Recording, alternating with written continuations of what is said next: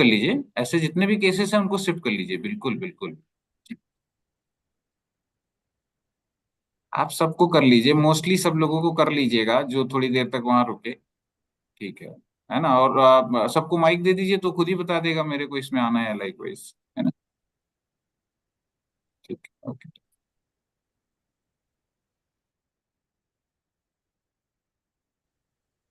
नमस्ते भैया। नमस्ते भैया। नमस्ते भैया। नमस्ते भैया। आदित्य भैया, मैं आपको होस्ट राइट पास कर रहा हूँ। जी भैया। डन है।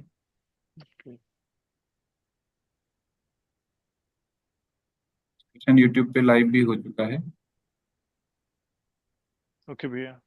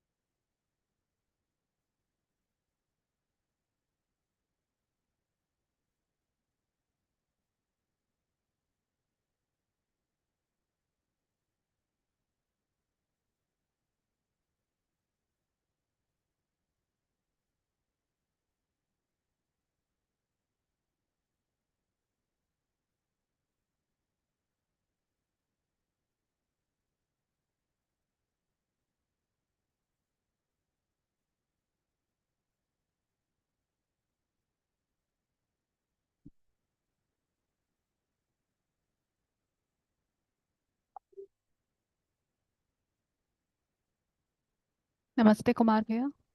नमस्ते दीदी। भैया, should we go backstage or wait here? I'm not very sure about that. Regarding no, Uh, like, do we have to discuss something, Didi? no, no, no. Okay, as So, you suggest. दीदी, no need to go backstage, just stay here, है ना?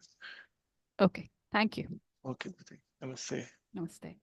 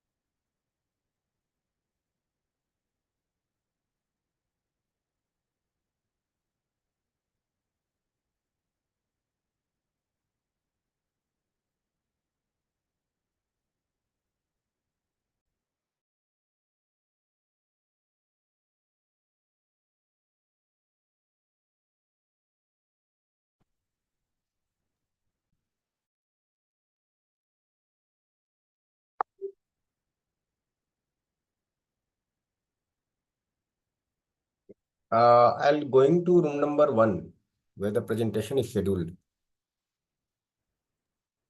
It's This is room 1 भैया। this is room room 1 one. only? Okay, okay, nice. Yeah. Who will be the moderator of this session? I am the moderator. Okay दीदी।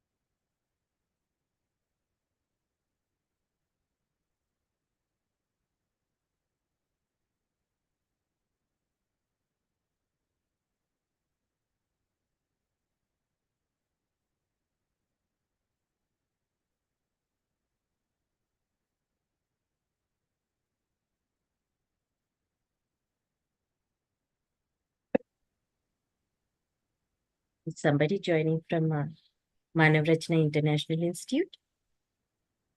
Namaste to all.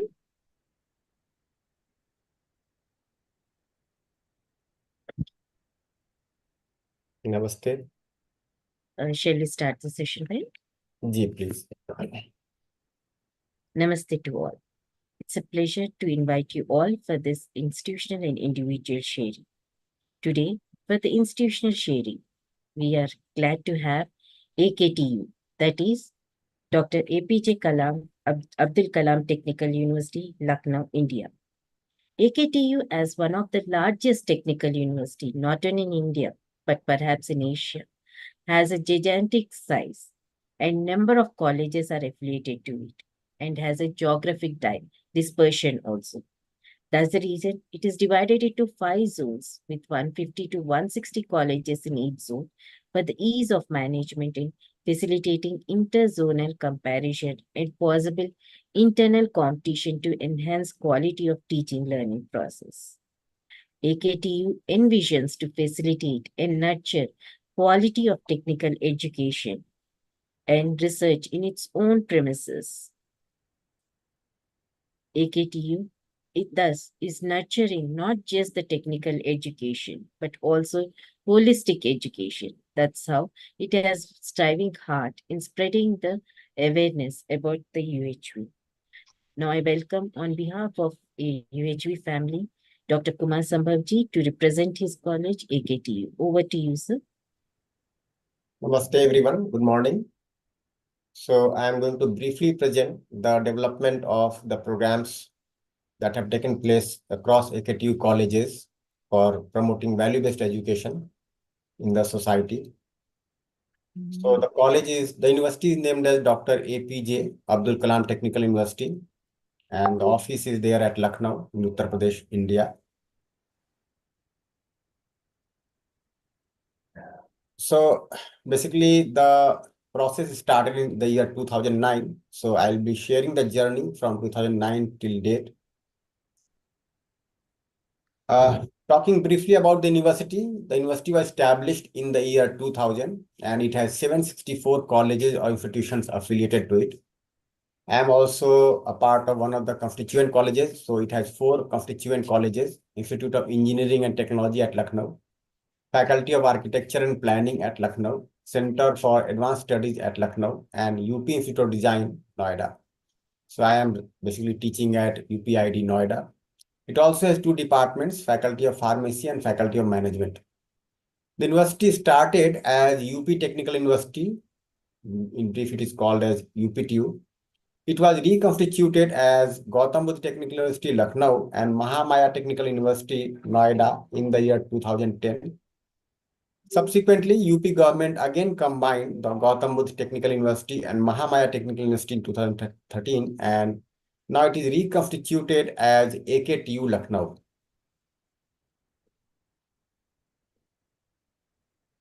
So how it all started? So I do remember the year 2009, where I was also a part of the process when the whole thing got initiated. So the journey of value education in university has been quite encouraging.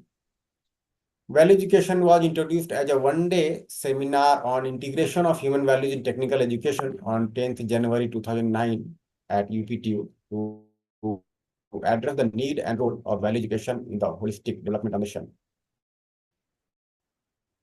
So I do remember that at that time, Professor Premvrat was the Vice Chancellor, and I really feel grateful to him for the broad vision that he had towards education. We felt that the university is not only meant to promote technical education, but also to shape the life of our students, to shape good citizens of the country.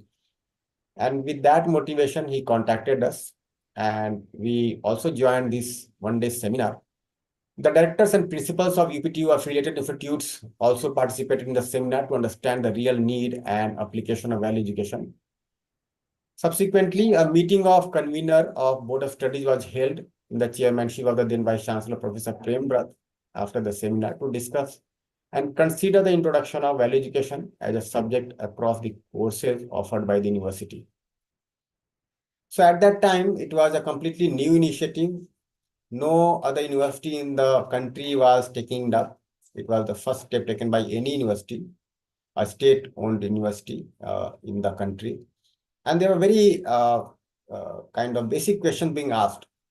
Why should values be taught? Can the values be taught in a classroom setup? Can the course have a definite workbook or a course or a textbook? Can it be so objective? Can the course content be something which can be universal, which can be taken up by any institution on this planet? Does the course really need to have examination? How will the evaluation take place? How will we mark the progress of the students through this course? So many questions. It was also said that presently no other university is teaching this course. Why should this university take it up? How can we suddenly take this course for such a large university which had more than 500 colleges at that time? Why not to do some pilot run in 1 or 2 colleges? So I do remember that when the Board of Studies was conducted, there were quite a few questions.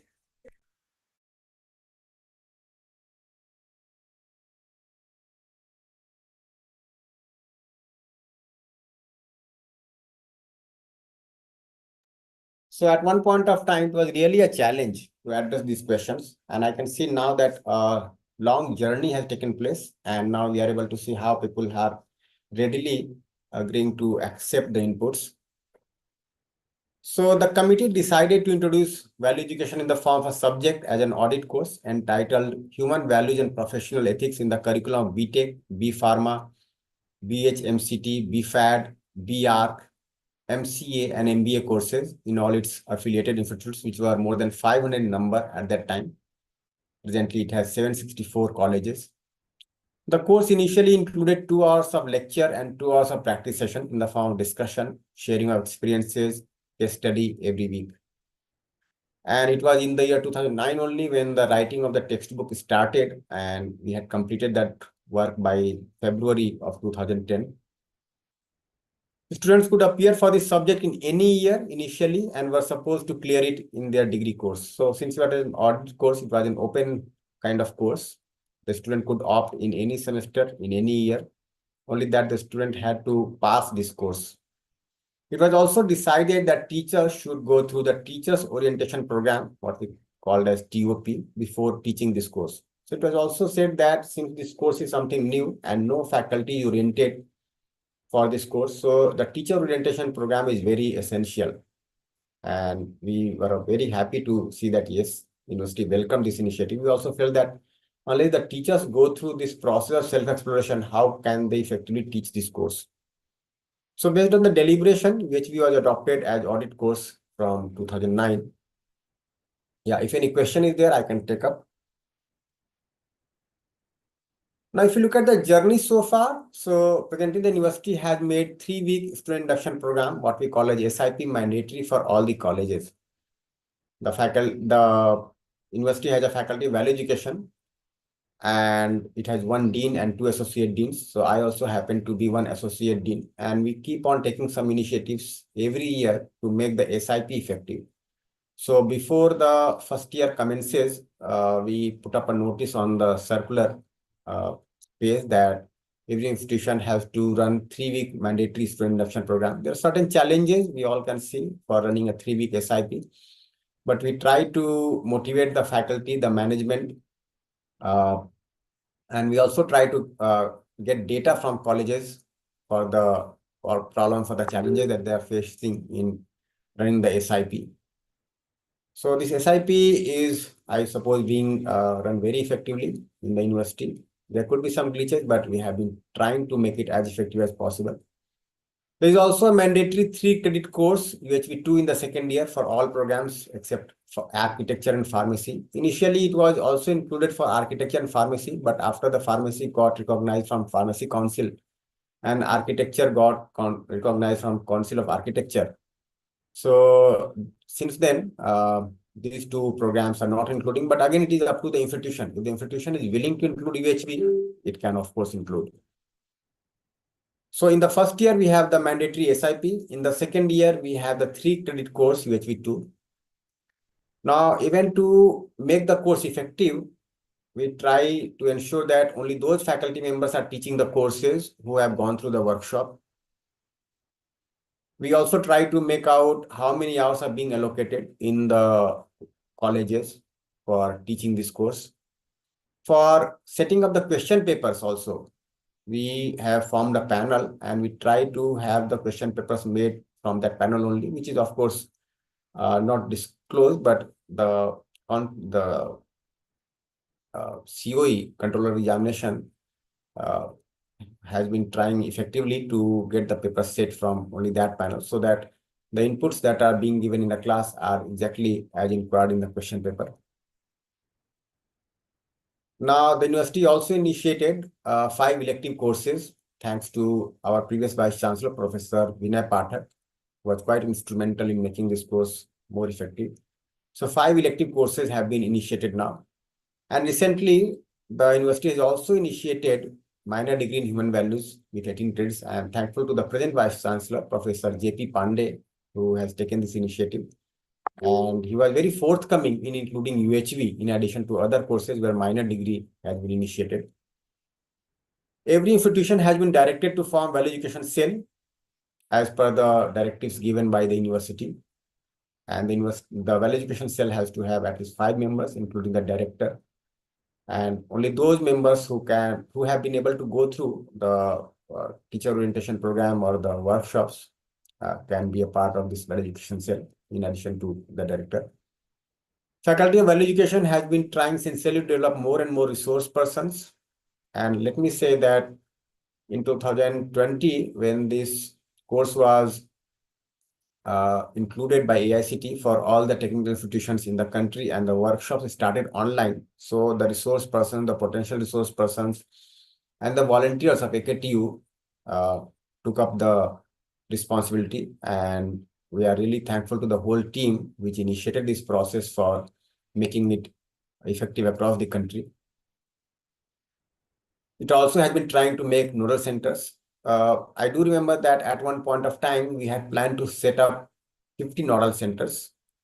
But during the pandemic, somehow the face-to-face interaction dropped. And also, since it was a duration of 2 to 3 years that passed by, so many directors changed, many faculty also changed their colleges.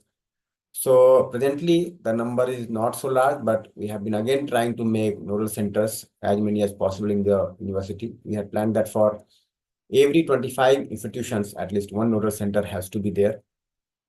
Then every institution is encouraged to form value education cells.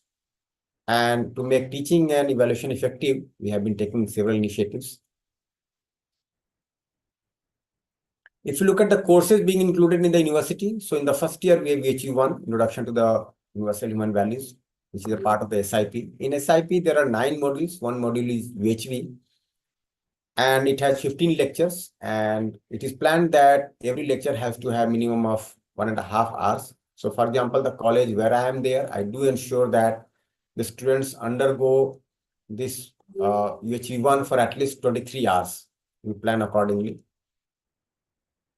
Then UHV2 course is there in the second year, foundation course in human values and professional ethics, understanding harmony in ethical human conduct.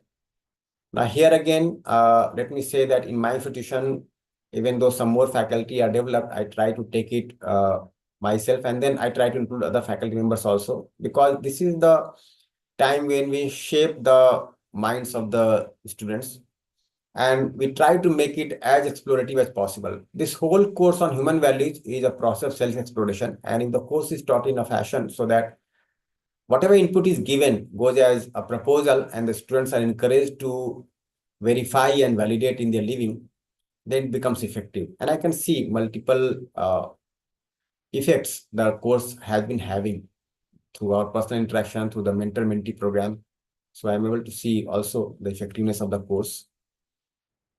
Then the university has included 5 elective courses. So UHV3, Understanding Human Being, Nature and Existence Comprehensively.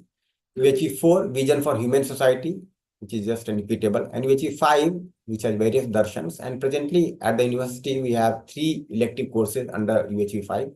Vedic Darshan, Jnana and Bodh Darshan, and Madhyav Darshan. So that makes it 5 elective courses. And these all elective courses have credits. So UHV3 is run in the 6th semester, UHV4 in the 7th semester, and UHV5 in the 8th semester. Now, if you look at the minor degree, so in addition to these courses, we have UHV6, which is the human psychology course, human psychology leading to full human potential. Then we have a basket of 2 courses in UHV7, a foundation course in holistic human health, its philosophy and practice, and human sociology leading to justice, that is there in the basket of UHV7. And UHV8 is human economics, sustainable and mutually enriching production systems. So presently, let me say that we are in the process of developing the textbook for human sociology, human economics. Some work has been done for human psychology, but the books have been developed already for other courses. Now, to develop the faculty, we started running the teacher orientation program. So initially we called it as Parichaya Shivir level 1. Parichaya is a Hindi word, Shivir is a Hindi word. We called it PSL1, Parichaya Shivir level 1. It was run for 8 days and we aimed at developing as many faculty as possible. Let me remember the first workshop that took place under this TOP, and that was organized at IIT Kanpur. And the colleges felt that only those faculty who are very tough to handle should be sent for this program. If they transform, then we can believe that yes, this kind of course is actually going to transform our students. So I do remember that there was a lot of chaos, I'll say, in the first workshop for the few days in the beginning, but gradually all those faculty who were considered very tough by the institutions somewhat became either resource persons or potential resource persons. So that kind of possibility we could see through the workshop, and that is a sign of effectiveness of this workshop. So far, we have been able to develop nearly 8,000 faculty members across, now I'll say 764 colleges. So till 2019, it was somewhat like 550 colleges. Higher level faculty development programs of refresher level 1, Parichaya Shivir level 2, and Parichaya Shivir level 3 were conducted. Now, we are not running PSL 1, 2, or 3. We are having workshops for introductory inputs in UHV, then UHV1, then UHV2, and UHV3. After it got included in the AICT, the nomenclature has got somewhat modified. A team of more than 200 volunteers have been working on a pro bono basis, which evolved from 2019 and has been continued.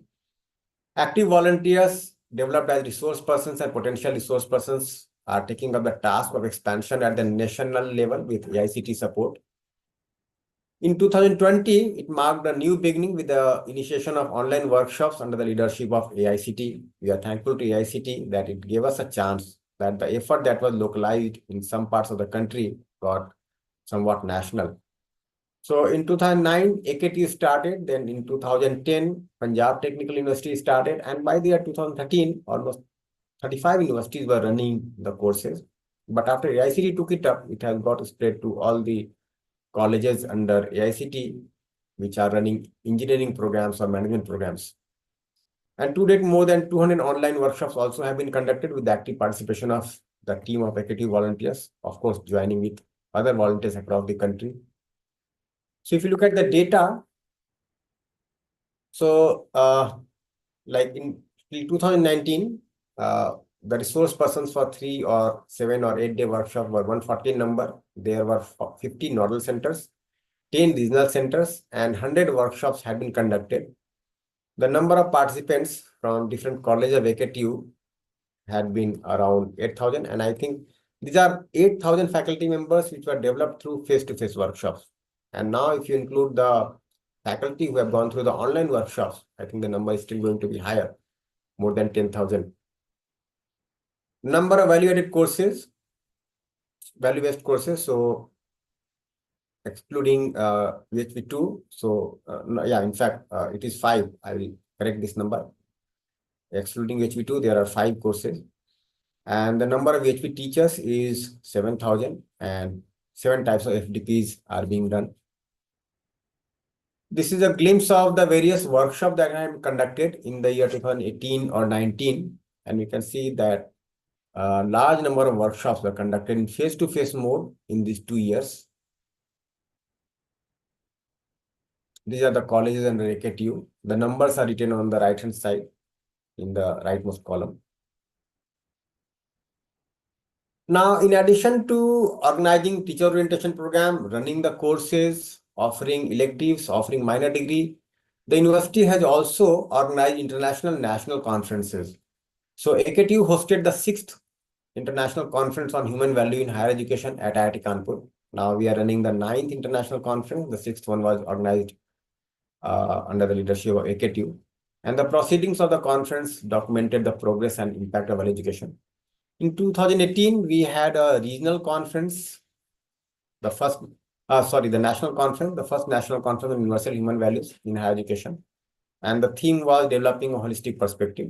And again, in 2019, we had another national conference on human values in higher education. So far, AKTU has organized 1 international conference and 2 national conferences. So these are few glimpses of the conferences that were organized. As I was mentioning that we organized 1 conference at IIT Kanpur and international conference, and then national conference was organized here. You can see a few glimpses here. If you look at the results, it has been quite encouraging and motivating for expansion across the country. Faculty are willing to invest their own time and money in UHV-related educational activities. Let me also say that some of the faculty members who were earlier teaching at AKTU colleges felt that yes, now they have sufficient physical facilities to provide for the rest of their life, and they have now involved them wholeheartedly full-time, right?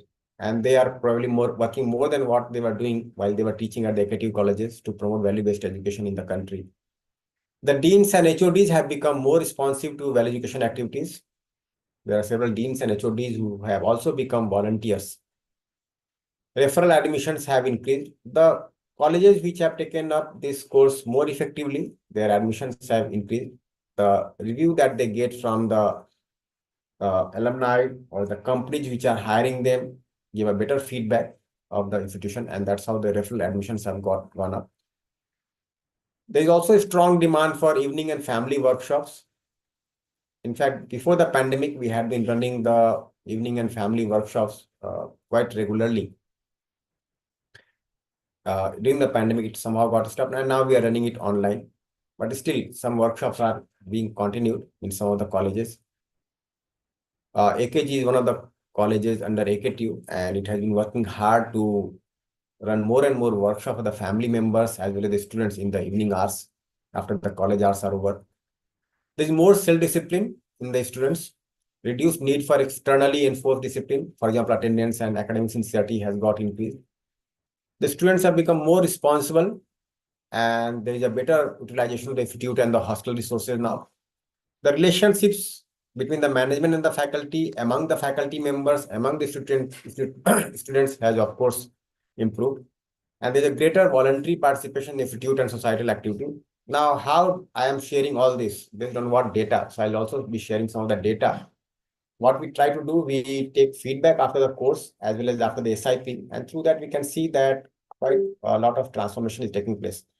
Let me also say that some of the transformations are quite potentially visible, which are quite direct, right?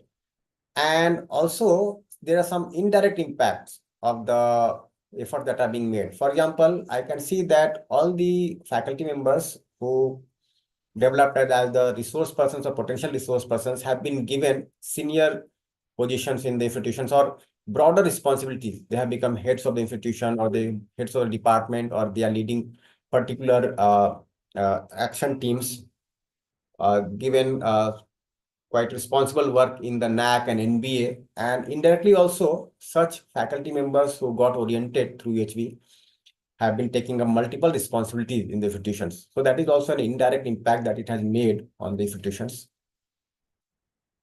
So these are again some glimpses of the activities, the workshops that were conducted at various colleges. Some more glimpses here of various levels of workshop that were conducted. The university itself has been trying to work for the society. If you look at the NAC criteria, the third criterion is research and extension activities. So I'm also thankful to our governor, madam, Mrs. Anandiben Patel, who has been quite actively working to benefit the society through the technical institutions. In fact, we also keep on getting circulars from the government that we have to work for the downtrodden sections of the society. Our task is not only limited to the classrooms or the offices. We also have to reach out to the villages, to the Anganwadis, to the women and children in rural and suburban areas, in the slum areas, to benefit them. So the technical institution is also trying to benefit the society through extension activities. This is just one glimpse of the student induction program, which we ran at UPID Noida, and we do ensure that there are sufficient hours allocated for UHV. This is the feedback that we get from the institution, from the students. So after every SIP, we get feedback either in the written mode or online. And we can see that the feedback that we get is quite encouraging. The students are able to see the effectiveness. I'll say that somewhat ragging has completely got phased out through SIP. Thanks to AICT for making mandatory, the problem of ragging has quite come down. And that is because a very healthy interaction takes place between the first year and the senior batches during the SIP. Now, after teaching the course in the second year, we conduct surveys among the students. So this is one glimpse of the survey that was conducted at UPID. It was conducted in the online mode, and we get responses, very sincere responses from all the students. These are the pie charts showing how the students have been able to benefit from this course. For example, your motivation to attend UHV classes and to participate actively in the discussions has increased during the semester. So you can see that a large percentage, here you can see 84% students have said that either they strongly agree or agree to this, that yes, their sincerity has gone up. As a result of the course, you are clearer of the meaning of happiness. You can see the large percentage of the students who are agreeing to this. And the understanding of the purpose of education is much better now. So many inputs we are getting from the students through feedback. I'll not go through all the questions, it will take some time. Now, we also got this from the questionnaire that we shared in print to the students. So either it is online or offline, we keep on asking these questions. Now, if you try to summarize the impact that the course and the program has made on the students. So the students are able to share these many inputs.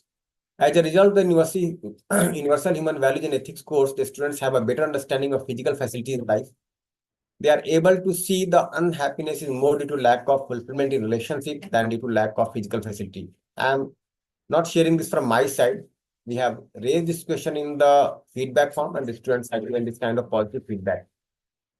Their understanding of the purpose of the course is better. They are more motivated to attend classes in the current and future semesters and become more attentive in the class. As a result of the course, the students are clearer of the meaning of happiness. They are able to see that happiness is to be in harmony. They are able to see values can be practiced by every individual. Their negative emotions, doubt on intention, anger, greed, jealousy, irritation, etc. have got reduced as a result of the course. The course has made the students more responsible towards their health. They are able to see that content of the course is appropriate for the university student. So it can be, of course, applied for higher technical education. They feel that they can be more self-disciplined, and this has also helped them in their transition from school to the university. The UHV experience has been transformational in terms of starting a process of self-exploration and reflective thinking in them. The course helped them in understanding the relationships, and as a result, they feel committed to try to develop better relationships and more meaningful interaction with their family members, their friends, their teachers.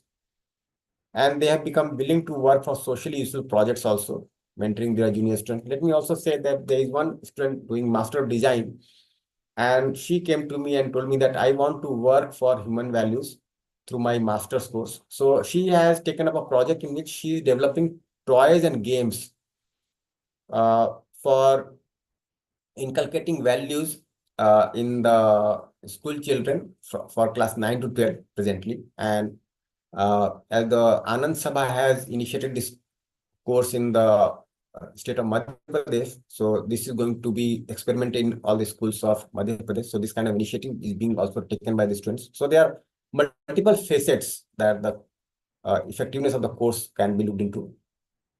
So of course, we are trying for human education to develop the human consciousness through which we are able to contemplate on the human values and ensure human conduct so that we become a pillar of the human society. And this kind of transformation can take place in the country, in the whole society across the planet. It was all from my side. So I can take your reflections and questions now. Thank you all.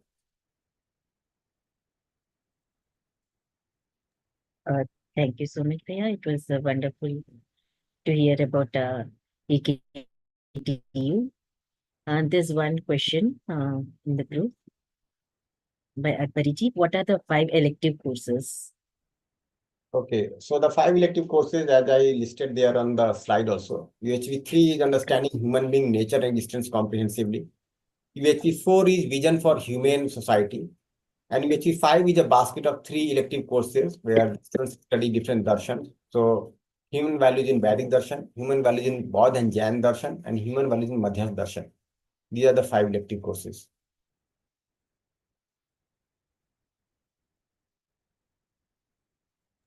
I request the attendees or anyone, if they have any queries, please ask Kumar Bhaiya, Kumarji, about the same. You can also unmute and speak. You can unmute and also you can share your things because mic is available with everyone. You can also share your views.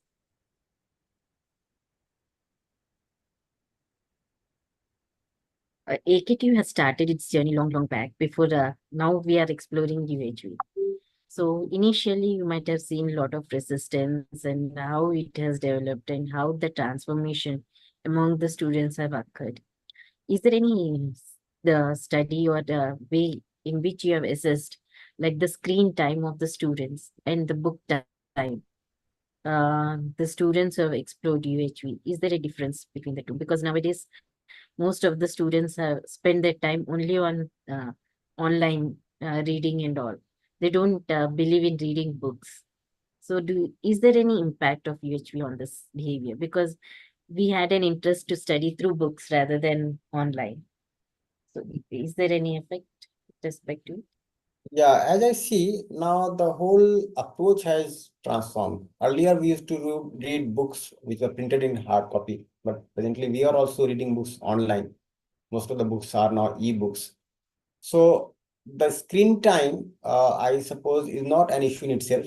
It's only that over the screen, what am I paying attention to? Am I doing something meaningful? Am I reading the books which relate to my curriculum or which relate to the meaning of life? Or am I just wasting my time? So I'll say that the students will not be now going to read the books, the printed books anymore to that extent as we were doing earlier. Of course, the education is becoming more and more online. The students are being encouraged to go for MOOC courses. The teachers are also sharing the content of the courses online on Google Classroom or other such platforms. So it's not the issue of being on screen or off screen. It's the issue of utilizing the on screen time rightly. So I think that has gone up. Yes. I can see that the students, even though they go online, after going through this course, they come to discuss with me and they are talking about something which is somewhat related to either UHV or their courses in particular. For this particular question, I can address my observation at UPID Noida. So that kind of shift I can see. So it's not the question of being on screen or off screen, it's the question of utilizing the time on screen because the trend is towards on screen now. Yeah. I hope I could respond to your question, Dr. Ishra. Yeah, yeah, I think Amresh ji has a query. Yeah. Over to you.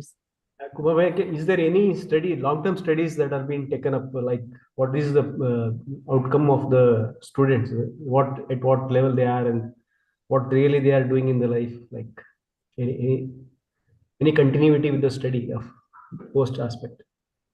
We have not done any long-term study as such, but presently IRMA has done. So IRMA has also visited the colleges of AKTU and spoken to the students and faculty, and the way they have reported shows that yes, it has a deep impact. Let me share few experiences from my side. So, for example, a student in the 4th year came to me and started discussing something. He is a little naughty student. So I asked him that you went through the course on UHV in the 2nd year. Has it made any impact on you?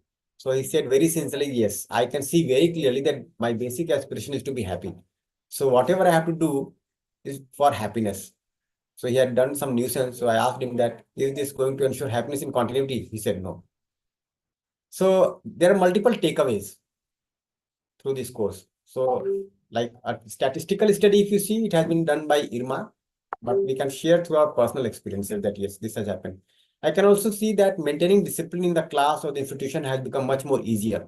We can have a dialogue with students because now we have a common base to discuss.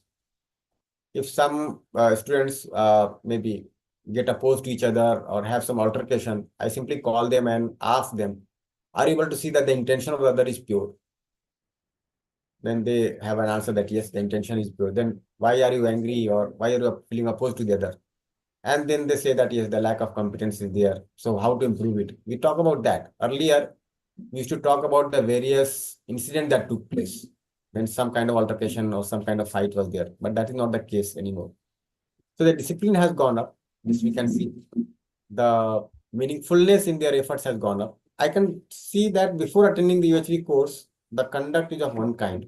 But after the course, after attending the course, the conduct gets transformed. Of course, there is a gradual, then some kind of diminishing effect also towards the 4th years. In my college, we do not have the electives, but if the electives are also offered and they are taught effectively, I think this is going to be having a very lasting impact on their life. What I was able to see was the priority keeps on changing. Something that is there as a holding for today, it will not be there at the other moment. Like, so that is what is that. Yeah, so that's why you can see that we need a lifelong learning process. So Yes. that's why the elective courses were introduced, and we are also trying to keep in touch with the alumni. In fact, we are trying to rope them in various programs also.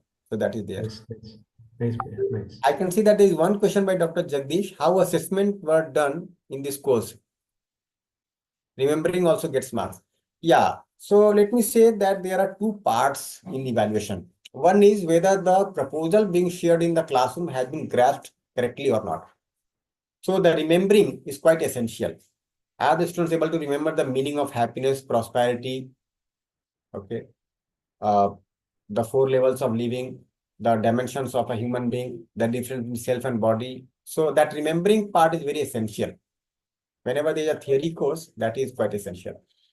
Now the second part is the exploration. So when I frame questions, one part of the question is regarding remembering, and then there are a few other questions where they have to explore or they even have to create. For example, I keep on asking such questions in my examination that the father has to explain the meaning of prosperity to the son. Now write a script in 2 pages, how the father and the son are having a dialogue and how the father is able to explain the meaning of prosperity to the son. And the evaluation would be done on the basis of the creativity, the meaningfulness in the conversation. So we try to have the questions in two parts. One is the grasping part, which will be related to remembering as per the Bloom's taxonomy. But then there are questions related to evaluation or implementation or creation. Those kinds of questions are also asked. If you just ask the creative or the evaluative part and leave out the remembering part, then they will write something from their side, which anybody can write. Even though a person has not gone through the course, the person can write something or the other, and you have to give marks. So that remembering part is very essential. I'll say that 2/3 of the weightage has to be given to the remembering part, and 1/3 can be given to the explorative or the creative part. And of course, this is a lifelong learning process. We can, through the mentor-mentee program, keep on interacting with the students. This is how I see at it, how I find it. Yeah. Thank you so much, Ben. Any further queries? We can just discuss with Kumarji.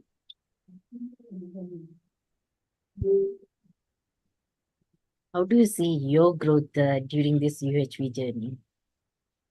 A lot of transformation has taken place in me. I got associated with UHV in the year 1996 when I first interacted with Ganesh Bagdiaji. And I had certain questions within me for which I was looking answers, and I was not able to get the satisfying answer to my questions. I was studying in mechanical engineering at IIT Kanpur doing BTech, and I went through the courses in philosophy. I went through courses in psychology, but I did not have any satisfying answer. Then I also tried to work through clubs and societies, trying to fetch answers for myself. But once I got acquainted with UHV, I found that yes, it has very satisfying answers to all my queries. And then I became a part of the program. So if I remember my years then and the time now, I can see a lot of transformation. The self-confidence has gone up. The trust in relationship has gone up. I'm able to rightly evaluate myself and the other. So the feeling in relationship has also got enhanced. I'm able to see very clearly that the need for physical facility is limited, and I always have the competence to have more than it, and I can make out the need uh, and also the program to fulfill my need. I can see that the right understanding comes at the first priority, not only for me, but for every human being in the society. So this kind of transformation I can see, and I can also see that I'm able to complement others in developing the right understanding to some extent. Ji. Thank you so much, Ben. Is there any query from anyone else? Do you have any suggestions for the faculty who are handling UHV course? Yeah, few suggestions are there. In fact, we keep on trying to make the course effective through certain measures. So, for example, do ensure that the SIP is run for 3 weeks, and in the SIP, the UHV module is run for at least 23 hours. Even if the college or the university is not able to run the SIP for 3 weeks, but the number of hours for UHV inputs in the SIP should not get reduced. This is something that we faculty members who are a part of the value education cell or are owning the responsibility for this course in the institution have to ensure. This is one thing. Second thing, only those faculty members who have gone through the workshop uh, can be allowed to teach the course. A person who has not gone through the workshop, and for teaching UHV2, the UHV2 workshop is mandatory. So this is also to be ensured. Thirdly, the mentor-mentee program is quite essential. In the first year, we can make one mentor for at the most 20 mentees, 20 students, and that has to be continued for all the 4 years. Fourthly, while teaching the course, we have to keep it explorative. It is not learning by rote. So that kind of approach has to be ensured. And if you can run regular meetings in the institution with all the faculty members who are teaching this course, that would be very good. Because maybe this kind of workshop that faculty attend, it has a very good effect in the beginning, but the effect may be somewhat diminishing also with time. So to sustain that, it has to be regularized. So we need to have regular meetings in the institution. Next, I'll say that when setting up the question papers, we have to include the Bloom's taxonomy, as well as we have to set up the question paper the way I was explaining just now, that the remembering part has to be there, and then the evaluative or creative part has to be there. And the question paper has to be set only by those faculty members who have gone through the workshop, and also evaluated by only those faculty members who have gone through the workshop. So this is quite essential. Now, it is also very essential that we develop relations with the students. Our relationship is not only limited to the classroom. So those students who are picking the content sincerely, we can relate to them. We can associate with them. Whenever they have to do some project, they can come to us. They can discuss their family issues with us. And I can see that the students who got associated with me after attending this course are associated with me for a long time. At one point of time, I was teaching at Kanpur University, and I can see that my students are still associated with me. It has been more than 20 years. So like that kind of association has to be built up. So this is also very important. When the elective courses are being run, there also the orientation of faculty is quite important. And generally it so happens that in the 8th semester, if you have some elective, the students get jobs and they seldom attend the classes. So you have to see what other possibilities are there so that the students can get the inputs rightly in the 8th semester. So maybe like some video lectures are also available. We can run courses through online mode also if the students are not there on the campus. So such measures need to be taken. And the students can be connected to the broader team, the large team that we have now, so that they don't feel limited to only one institution. They can feel as a part of UHV team, as a UHV volunteer. So these are certain suggestions from my side.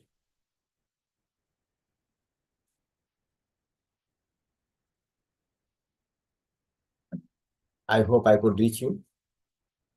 Yes, Bhaiya. Thank you so much. And are there any queries, Veena ji? जी नमस्ते भैया. Namaste. Ji. Bhaiya, I have a question. Many a times what we see in the class is that many students are interested in the course, the UHV. Didi, can you talk little louder, Yeah, Didi? the voice is little low. Is it okay now? Yes, Didi. Perfect. Okay.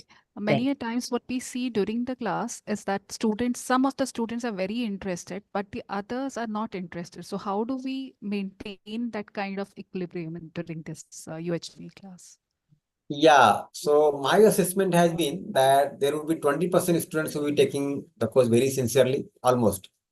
20% who would be little negligent, and there will be 60% who would be taking sides. So what we can do, those 20% students who are little negligent, we can address them personally also. So if somebody is not taking the course sincerely or making some kind of nuisance in the class, so we can call them separately and talk after the class. We'll see that maybe there are very potential students in that lot, but they have some preconditioning because of which they are not able to pay attention to the course inputs. So we can address them separately. So during the class, if they are able to hear, well and good. Otherwise, we can call them and we can counsel them. The 20% students who are very sincere for the course, we can assign some projects to them. We can get in touch with them through our personal, like spending time with them personally, so that they get a personal touch from us. And then the general teaching has to be, of course, ensured in such a way that the 60% students also get benefited. So this kind of assessment has to be made. If you see in the NB also, we have fast learners, slow learners, and medium-paced learners. So generally, the students who are negligent behave as somewhat slow learners. They're not exactly the slow learners, but they would be behaving like a slow learner. The 20% who are sincere will be behaving as fast learners, and there will be medium-paced learners also. So we have to make separate programs for all these three segments. Thank you, Bhaiya. May I ask one more question, sir? May I ask one more question? Yeah, please, Didi, please. Okay. During assessment, we give quite a few exploratory questions. So what we see is the students just about write certain keywords and the rest of it is just filled with something else. So how do we mark them? And the answers throughout, if we see, they are very, very different. But essentially, it is the same. So is there any way in which we can basically grade it? Yeah, so the way I was suggesting, no, that keep a large share of the questions based on remembering. When they have to remember, they cannot just write anything. Just 1 minute.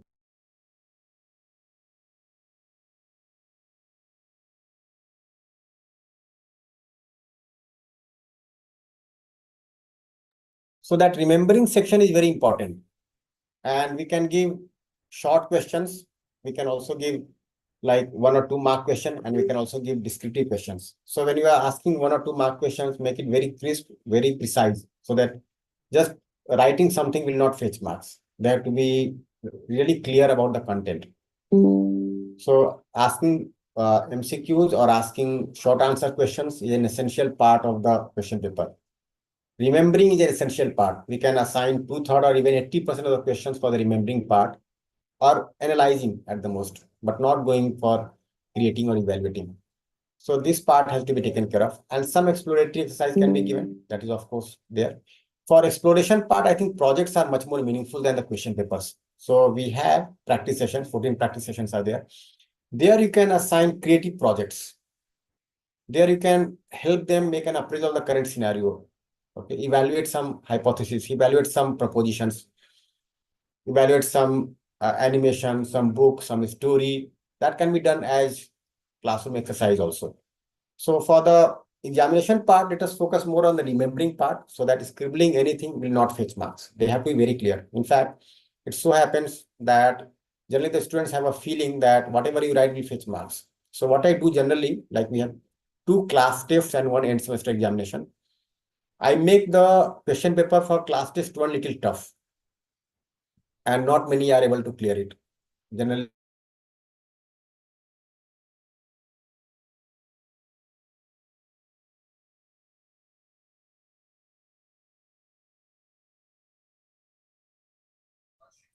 something to be studied. Just scribbling anything will not fetch marks. And do sincere invigilation also, so that they are very clear of the conduct of the faculty also. In class test 2, again, you can give some difficult question. In the end semester examination, you can give some simple questions also, so that many of the students are able to clear the examination. And those who have attended all the classes, those who have submitted all the assignments, can be given good marks in teacher's assessment. This is also a very important thing, that when you are assessing the assignment, don't look into the preciseness of the answer. Don't look into the correctness of the responses. Look into the efforts made. So what I generally do, I do not look into the response being correct or incorrect, right or wrong. I try to see whether the student has made sincere effort or not. So I give more marks in teacher assessment to those students who have attended the classes sincerely, interacted in the class, submitted the assignments. Maybe they are not so intelligent, but they can be given higher TA marks. The intelligent students may just remember also and write in the examination. That is fine. So the balance would be there. These are certain suggestions. I can give some more, but there's some limitation of time, I feel. Otherwise, I can continue. Thank you, Bhaiya. Yeah, thank you so much, Kumar Sambhavji, for clarifying many things and also sharing AKTU's journey, which started way back in 2009. And it's a very long journey and long exploration, and during the process, how the development has occurred, not just in the students, but faculty, and how it has impacted the families too. And you have presented whatever queries were put forward to you, you have answered them with patience. Thank you so much.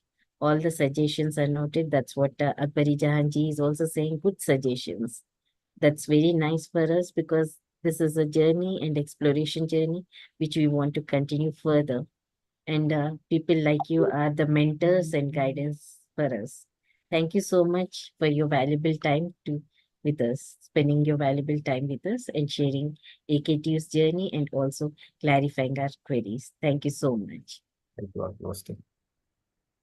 Today we had another presentation, institutional presentation by Manav Rachna International Institute of Research and Studies, but unfortunately, the VC is busy with the academic council meeting and could not make it for the session. So that is the reason we don't have the institutional Q sharing. But we can go ahead if there are any discussions to be carried out or any queries. It's open, the forum is open for the discussion.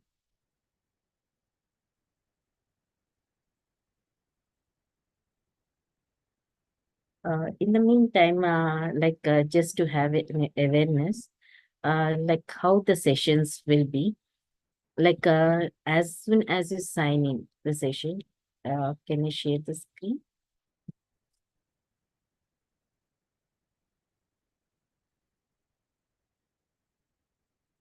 So all of us, when the link is given, we'll be entering into the lobby, and right now we are in the room 1, wherein we have the experiences of institution being taking place.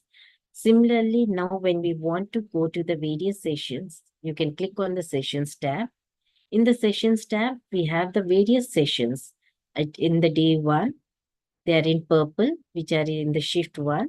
And when they are in the shift 2, the color code is different. So you can bookmark your sessions which you want to join. because we have not just plenary sessions for inaugural, then for the keynotes and closing ceremony. Whereas for the institutional and individual sharing, we are having 4 rooms. Yeah, 4 rooms are there for individual and institutional sharing, and also for the panel discussions.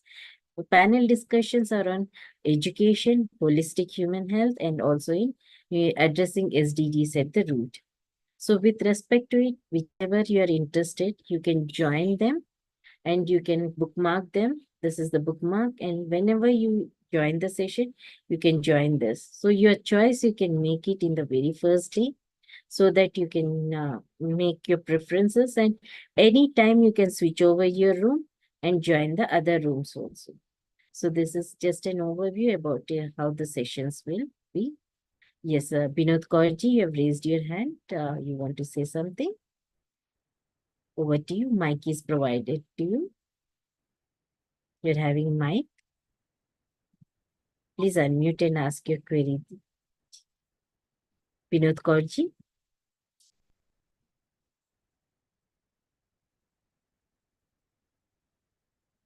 Yeah, Binod Kaurji, you have raised your hand.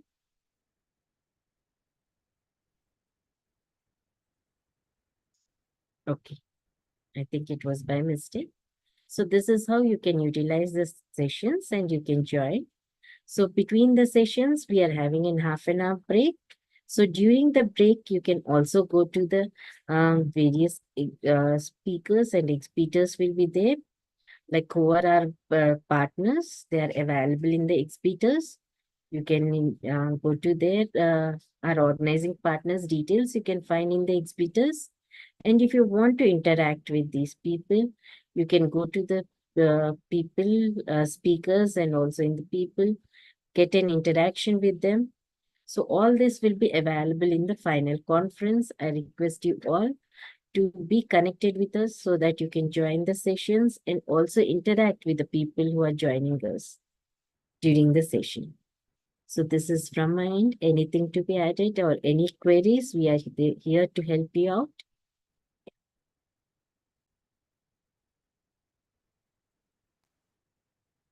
Are there any further queries we can discuss? Or let's meet at 11:30 for the panel discussions.